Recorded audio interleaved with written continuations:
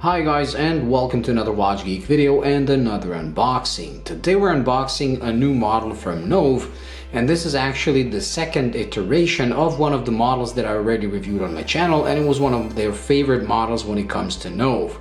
So this is the Atlantean second generation. Now let's open the box and see what you get in the box. The first generation was one of my favorite divers because it flipped the whole concept of a dive watch, with the outer bezel being the fixed hour markers and the inner bezel being a floating one that turned by turning the outer teeth. It kind of sounds complicated, but you'll see in a second what I mean.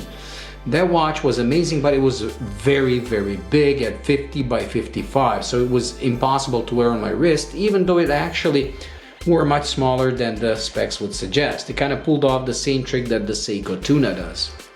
This is the second generation, where they shaved off like 4 or 5 millimeters, and as you can see, here it is. It is still a beast, and all the design cues of the original Atlantean are here with some minor changes. Now this is just the unboxing and first impressions. I will be doing a full review with macro shots and everything. I just wanted to see my first impressions of what this is now in its second generation. As you can see, okay, so they sized the watch for me. I know that because they said it, and the extra links are here. But this is something that the first generation was missing, because as you can see, let me just move this away. This watch comes with an integrated bracelet, but this time they've included an end link that allows you to put a regular rubber or canvas or whatever kind of strap you want, because this attaches here instead of this end link of the bracelet, and then you can use regular spring bars to put any kind of strap. That's a huge improvement over the last generation. And now for the watch itself. Okay, in person this looks a lot smaller than the original one was, and they also changed the way you operate the bezel. Now let's jump right to that, because that's the coolest part of this watch. As you can see, you have the inner bezel that's floating above the dial, and it's actually floating. You cannot see any gears or any pieces of plastic like you can on the Marine that I reviewed recently.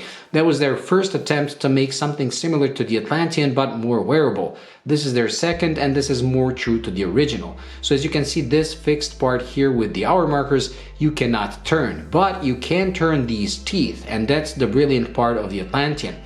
So here they changed it slightly. So on the original one, you had to pull the lever out, and the lever was kind of hanging like this. It wasn't a pretty sight. On this one, it's more streamlined to the case, and although this is 46 by officially, I don't know how much, we're gonna have the measurements somewhere around here. In person, trust me, this really looks much smaller than I expected. Okay, so let's show you the bezel. So you open this lever right here, which gives you access to the locking mechanism, which is this one right here. Then you push that one up, and now you just unlocked the bezel. And by turning the teeth on the outer part, you don't turn this here, but the floating part inside the dial, like so. I mean, how cool is that? Let me see if you can hear the clicks. It's got 120 very soft clicks, and it's bidirectional, because once you set it, so let's say we put it back to the 0 position, once you lock this back and close this, there is no way that you can move it accidentally, which is pretty amazing. I mean, this bezel mechanism in itself is an engineering marvel, and I love NOVE because of this, because with each new model they like push the envelope. They always surprise me with their ideas and the execution of the set ideas. So although this is like the original Atlantean, this system is actually much better. On the old one, when you pulled the lever, it actually pushed the gears in and you could turn it right away. But on this, you have a double safety. So you have one safety, the other, and now you can turn. As soon as you put this back, you can no longer turn the bezel. So even if the clicks were too soft, even though they're not, they're actually quite nice. But even if this was completely loose, I wouldn't care, because once you set it, once you lock it, you cannot move it accidentally. Now, for the watch itself, it's powered by the Sellita SW200, which is another improvement over the first generation that had the Ronda R150, and it comes with 300 meters of water resistance and the screw-in crown. But now the most important thing, and as you can see, we do have the Cyclops for the date. The most important thing is, how does this thing wear? The other one, like I said, was 55 millimeters by 50, which is quite huge, and you do get the solid link bracelet with solid end links and this milled out clasp, which is probably the weakest part, because although the clasp is milled out, the diver's extension is not. It's actually it's just stamped, and that's the one thing that they could improve.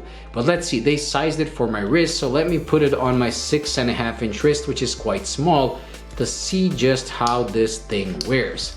Okay, let me zoom out. And wow, okay, I don't know how it shows on the camera, but in person, this wears really, really small. So it is pulling off that tuna look, and that tuna, you know, where a watch is huge, but it actually wears much smaller. And this actually wears smaller than I thought. Now this is the Atlantean that I can pull it off. And if I can pull it off at 6.5 inches, anyone can. So this must have a pretty short lug to lug, and like I said, I'll have the measurements ready for the review, and I'll probably put them somewhere on the screen, but I believe this has to have a lug to lug smaller than 50. In fact, I do have my Submariner here, so let's compare it to the Submariner. As you can see, the watch is substantial, but because the dial is small and the lug to lug, yes, the watch is actually shorter lug to lug than the Submariner, as you can see. And it kind of curves downwards in a similar way as the Seiko Kinetic Tuna. It actually does remind me of the Seiko Kinetic Tuna, the SUN series. And as you can see, you do have the cutouts, and the case is made out of 2 pieces with this outer shroud. So it does kind of have a tuna vibe to it. Oh my god, I'm loving this. Now I can't wait to do the macro shots of this and this amazing loom. Let me just put it next to my tuna, the Emperor Tuna that I have. And as you can see, it is a smaller watch. This actually, on wrist, I don't know how it shows on the camera, but on wrist this wears more like a 300 meter tuna, or like the most similar is the SUN Kinetic Tuna, although I believe this is smaller than the Kinetic Tuna. Very cool. So anyways, we showed it on the wrist. I told you, oh yeah, the price is 830 euros, which is about 850 to $900. Considering the sapphire crystal, the Sellita SW200, it might seem a lot, but when you consider the amazing engineering of this bezel alone, is worth it. NOVE never fails to impress me and surprise me when it comes to their engineering ideas, and this is another one. Let me just do that bezel thing one more time. Unlock it, set it, lock it back. Amazing, very cool. This is one of the coolest bezel mechanisms I have ever seen, and I actually prefer it to the first generation and prefer it to the Marine that I reviewed. The Marine, although mimicking this, was actually just a super compressor styled inner rotating bezel where you had a crown that you turned to turn this inner part, but this is something unique. Okay, allow me to charge the watch, and since we do have the King of Loom Tuna, we're gonna charge both and do a loom comparison. I don't expect this to match the Tuna, but if it even gets close, that's gonna be an achievement, because the Tuna is, like I said, the King of Loom. So let me charge it, change the light to this side, and we're gonna do a loom shot. And that's gonna be it for today, because like I said, this is just the unboxing and first impressions, but do stay tuned for the full review. Okay, with both watches charged, let me just zoom in, let the camera focus, and turn off the lights. And there we go. Oh my god. This thing is matching my Seiko Tuna when it comes to loom.